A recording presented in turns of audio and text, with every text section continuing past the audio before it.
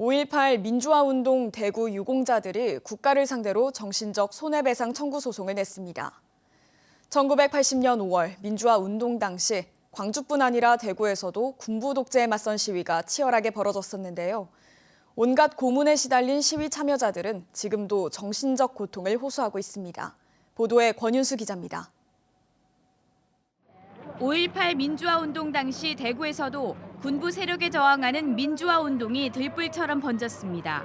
계명대학교 4학년에 재학 중이던 김균식 씨는 1980년 5월 14일 대구백화점 앞에서 전두환은 물러가라라며 시위를 벌이다 체포영장도 없이 경찰에 잡혀갔습니다.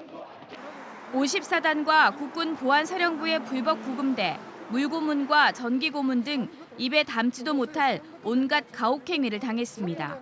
생사의 경계를 넘나드는 폭력을 경험한 뒤 허위 자백 등으로 재판을 받고 징역 2년형이 선고돼 옥살이를 했습니다.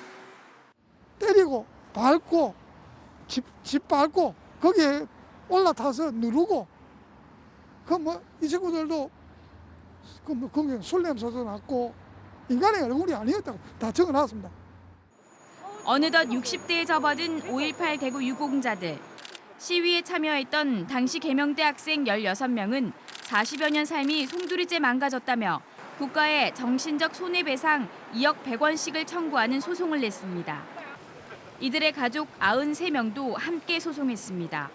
부모와 배우자, 형제자매들은 오랫동안 불법 사찰을 당했고 연좌제에 묶여 취업도 제대로 못했습니다. 연좌제의 고리는 자녀에게도 대물림됐습니다.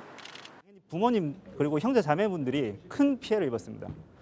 체포 구금되고 나서 2달이 넘는 기간 동안 아무런 고지도 받지 못하고 아들 또는 딸들이 생사를 확인조차도 못했습니다. 가해 책임자인 전두환을 상대로도 소송할 계획이었습니다. 하지만 그가 사망하면서 피고에서 제외했습니다. 대구 유공자들은 이른바 5.18 보상법에 따라 고문으로 인한 물질적 피해 보상을 받았지만 정신적 피해는 보상받지 못했습니다.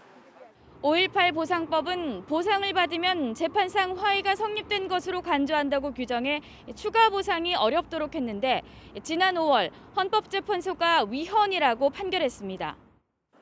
이 판결 이후 국가에 정신적 피해 보상을 청구하는 소송이 전국에서 제기되고 있습니다.